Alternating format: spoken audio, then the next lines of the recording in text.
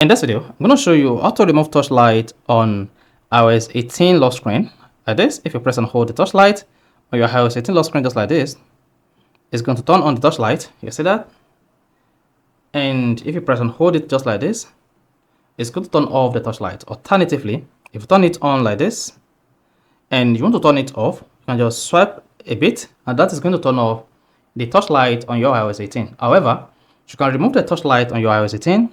So if I did on this video, you found this video helpful and informative, please don't forget to like and subscribe. Now to do this, all you need to do is press and hold the lock screen just like this.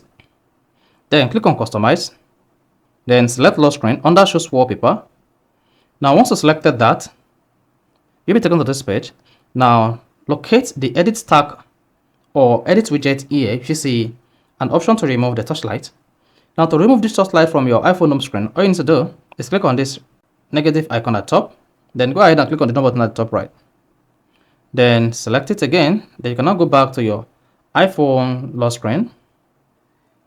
So the torchlight will no longer be visible here, and that's how you can easily remove torchlight on iPhone lock screen. So if this is helpful and informative, please don't forget to like and subscribe.